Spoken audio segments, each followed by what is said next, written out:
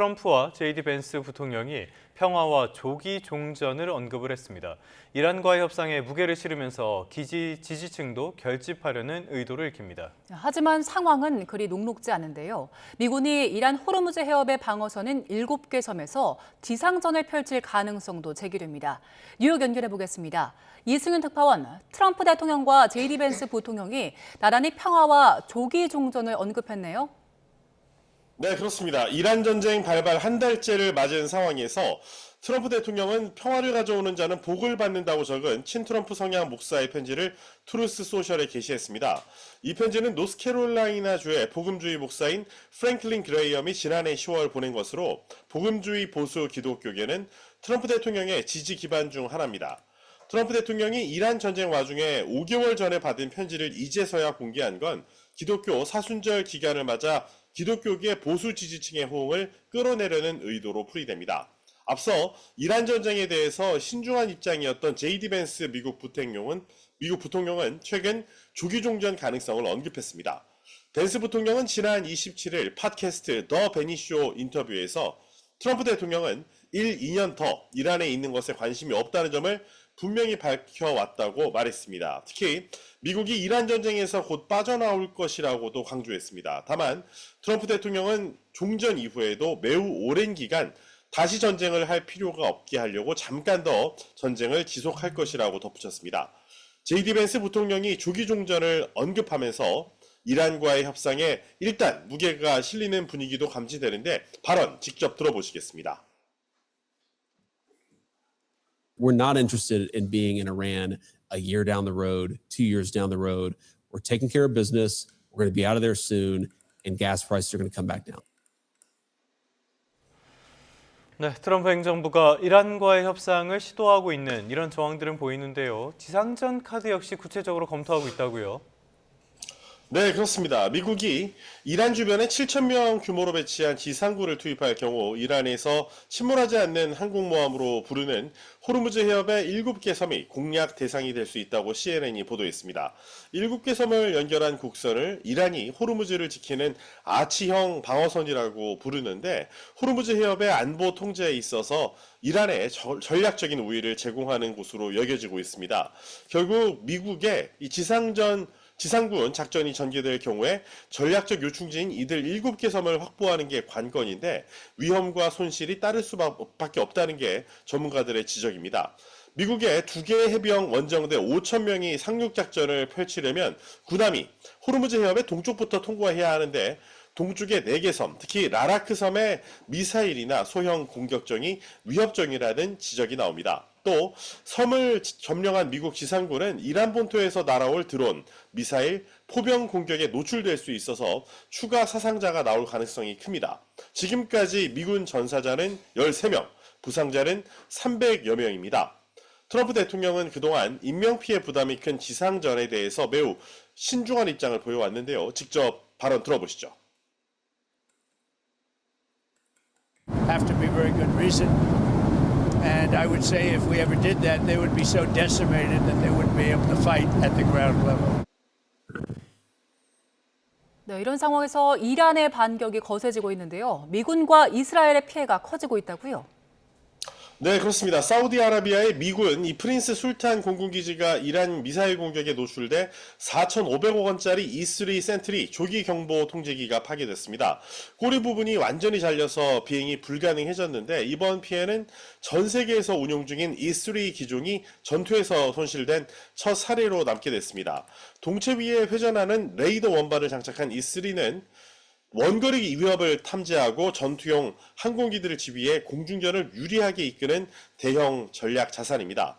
미군은 이를 60여 대 운용하고 있어서 대체는 할 수 있지만은 손실 비용이 점점 막대해지고 있습니다. 미군은 지난달 28일 이란 전쟁 개전 이래 유인 항공기를 적 사격에 잃은 적은 없지만 MQ-9 리퍼 공격도로는 10세대 이상 격추됐고 F-15 전투기 세대는 쿠웨이트의 아군 5인 사격으로 잃었습니다. 이란의 공격으로 미군의 공중급유기 KC-135 스트레토 탱커 역시 여러 대가 파손됐습니다. 미국과 함께 전쟁의 한 축을 맡아 이란 원전과 핵시설, 제철소 등 이란 본토 공격을 강화해온 이스라엘도 이란의 반격에 피해를 봤습니다. 이번엔 이스라엘 남부 바르셰바 인근 네오트 호바브 산업단지의 공장이 이란의 탄도미사일 공격으로 불탔습니다.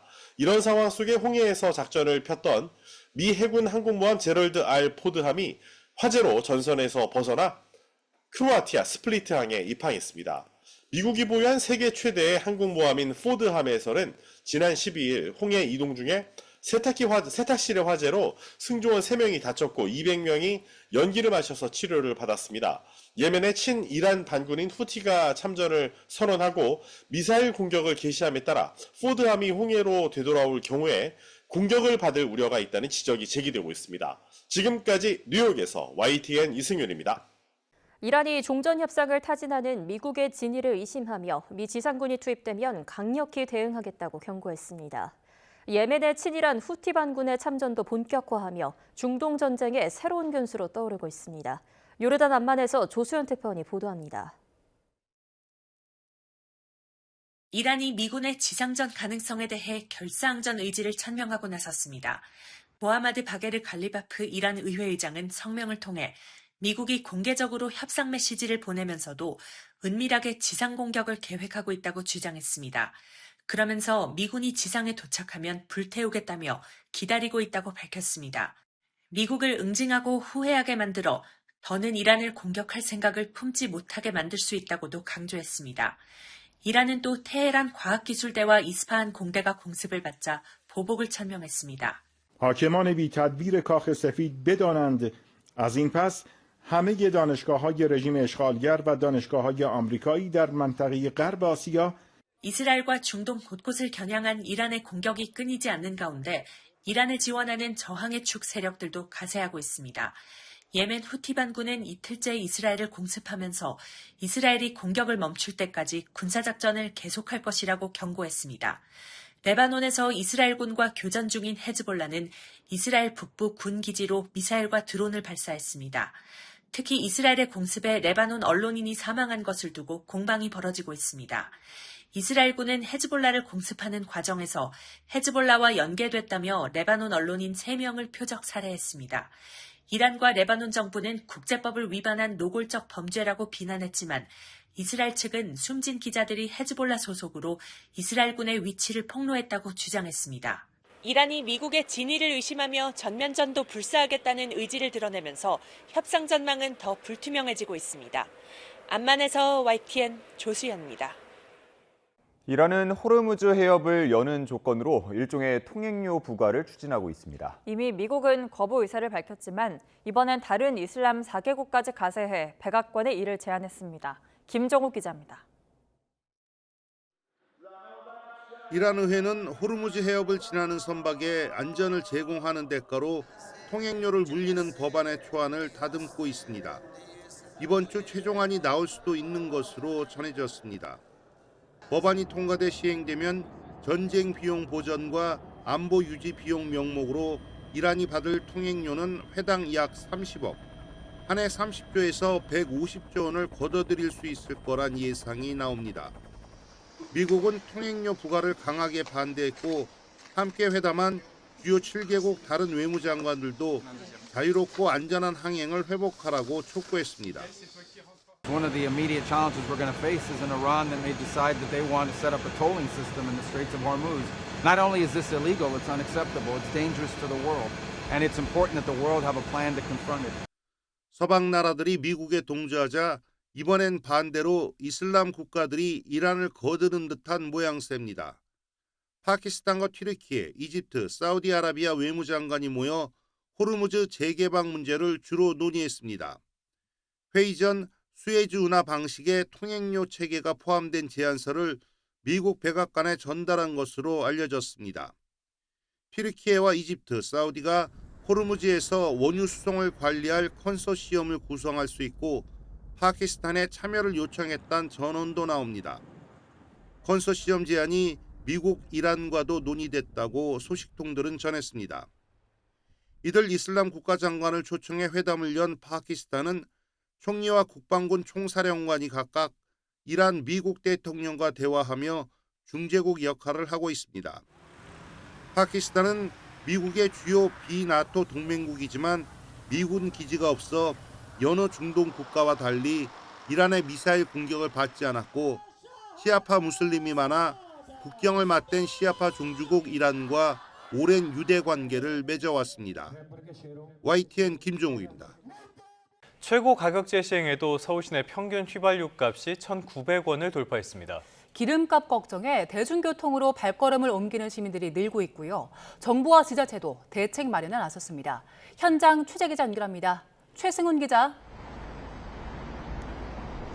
네, 서울 여의도 환승센터입니다. 네, 아직 이른 시간이긴 한데 출근길 분위기 어떻습니까? 네, 아직 본격적인 출근길이 시작되진 않았지만 정류장에는 출근길에 나선 시민들로 북적이고 있습니다. 저희 취재진이 오전 6시부터 이곳에 나와 상황을 지켜봤는데요. 급격하게 치솟는 기름값에 차량 운행을 내려놓고 대중교통을 택하는 시민들의 모습도 찾아볼 수 있었습니다. 이런 흐름은 구체적인 데이터로 확인됩니다. 유가 변동 이후 서울시 대중교통 이용객은 하루 평균 2,140만 명으로 유가 변동 전인 2월보다 4.9%포인트 증가한 것으로 나타났습니다. 반대로 서울 시내 교통량은 기존 820만 대 수준에서 유가 변동 이후 812만 대로 0.9%포인트 하락했습니다. 네, 대중교통 이용이 늘면서 정부와 지자체도 대책 마련에 나섰죠. 네, 그렇습니다. 대중교통 이용이 늘어나자 서울시는 오전 7시부터 9시, 오후 6시부터 8시로 정해진 출퇴근 집중 배차 시간을 1시간 연장하기로 했습니다. 집중 배차는 승객 증가 추이와 운행 여건 등 현장 상황을 고려해 탄력적으로 운영할 방침입니다. 또 서울시는 시 누리집과 서울 도로 내 도로 전광 표지 등을 활용하여 교통 상황 등을 안내할 예정이라고 밝혔습니다. 국제유가가 여기서 더 오르면 차량 오부제가 민간으로 확대될 가능성이 큰 만큼 추가 대책이 나올 가능성도 있어 보입니다. 지금까지 서울 여의도 환승센터에서 YTN 최승훈입니다. 재작년 시신을 상대로 확정된 이혼 판결, YTN 보도로 알려졌죠. 이 판결을 어떻게 바로잡을지를 두고 법조인들 사이에서 의견이 갈렸는데 최근 법원이 그 순서를 제시해 준 것으로 파악됐습니다. 신기혜 기자가 단독 보도합니다. 지난 2024년 가을 시신을 상대로 확정된 이혼이 YTN 단독 보도로 알려졌습니다. 아들이 의붓어머니 A씨와 이혼 소송 중이던 아버지의 시신을 냉동고에 숨겼고 그 상태로 판결이 확정돼 아들 손으로 이혼 신고까지 마친 겁니다. 11월 달에 아마 판결이 난 걸로 이심, 그리고 대법을 또 갔어요. 어떻게 냉동고에 1년을 넘겨 있느냐고. 수사기관은 아들이 부모의 이혼이 확정될 경우 자신의 상속분이 늘어날 걸 노리고 범행했다고 의심했고 법원이 이를 받아들여 아들에게는 징역 3년형이 확정됐습니다. 아버지가 이혼 소송 1심이 진행되던 2023년 4월에 숨졌다는 사실도 판결을 통해 인정됐습니다. 남은 건 숨진 아버지 대신 아들이 진행한 이혼 소송을 어떻게 보느냐. 판례에 따르면 이혼 소송은 당사자가 죽으면 수행할 수 없고 진행 중인 소송은 무효가 됩니다. 하지만 이 사건의 경우 판결이 대법원에서 확정돼 버린 상황이라 법조인들 사이에서는 이혼 무효 소송, 재심 등 해결 방법을 두고 의견이 갈렸습니다. A씨 측은 남편이 숨진 만큼 재판을 통한 해결은 어려울 거라 보고 자신의 가족관계 등록부에 대한 정정 신청을 법원에 냈는데 받아들여지지는 않았습니다. 남편의 사망 날짜가 먼저 정정돼야 한다며 그 이유를 설명했는데 사실상 A씨가 이후에 밟아야 할 법적 절차의 순서를 제시한 것으로 풀이됩니다. 고인의 사망 A씨가 형사재판 판결 확정으로 이제 사법적으로 명백히 확인되었기 때문에 가족관계 등록부가 다 정정될 것으로 보고 있고요. 실제적으로 이제 권리 구제를 할 수 있는 어떤 방안이라고 보고 있습니다. 초유의 시신 상대 이혼 확정 판결. 법조인마다 제시하는 권리 구제의 방법이 갈리는 가운데 등록부 정정으로 혼란이 마무리될지 주목됩니다. YTN 신기혜입니다. 끝으로 이제 3월 30일 출근길 날씨 살펴보도록 하겠습니다. 네, YTN 야외 스튜디오 연결합니다. 정수현 캐스터. 네, 정수현입니다. 네, 오늘은 봄비 소식이 있다고요. 네, 오늘은 전국에 건조함을 달래줄 봄비가 내리겠습니다. 특히 저기압이 지나는 남해안과 제주도를 중심으로는 봄비치고 많은 양의 비가 내리겠고요. 서울에는 밤부터 비가 시작되겠습니다. 네, 다만 비가 내리기 전까지 중서부 지역은 공기가 탁하다고요. 네, 비가 늦게 시작되는 중서부 지역은 오늘도 공기가 탁하겠습니다. 수도권과 충남 지역의 일평균 초미세먼지 농도 나쁨 수준이 예상되는 만큼 계속해서 호흡기 관리에 신경 쓰셔야겠습니다. 그럼 먼저 예상되는 비의 양부터 살펴보도록 하겠습니다. 내일 오전까지 제주 산간에는 최대 120mm 이상의 비가 예상돼 호우 예비특보가 내려졌고요. 남해안에도 최대 60mm가 넘는 큰 비가 내리겠습니다. 특히 오늘 늦은 오후부터 밤 사이에는 제주 산간을 중심으로 시간당 20에서 30mm의 강한 비가 예상돼 안전사고에 더욱 유의하셔야겠습니다. 그 밖에 내륙 지역에는 5에서 50mm, 서울에는 5에서 10mm 정도로 내륙에 내리는 비의 양은 많지 않겠습니다. 비가 내려도 고온 현상은 계속되겠습니다. 이 시각 서울의 기온이 11.2도로 예년 기온을 7도가량 크게 웃돌고 있고요. 대전이 9.1도, 광주는 12도 보이고 있습니다. 한낮에는 서울과 대구가 20도, 대전은 21도까지 오르겠습니다. 비는 내일 오전 중 대부분 그치겠고 당분간 예년 기온을 웃돌며 따뜻한 날씨가 이어질 전망입니다. 이번 비로 건조함은 다소 해소되겠지만 중서부 지역은 종일 공기가 탁할 걸로 보이니까요. 이 지역에 계신 분들은 호흡기 관리에 각별한 주의가 필요하겠습니다. 지금까지 YTN 정세현입니다.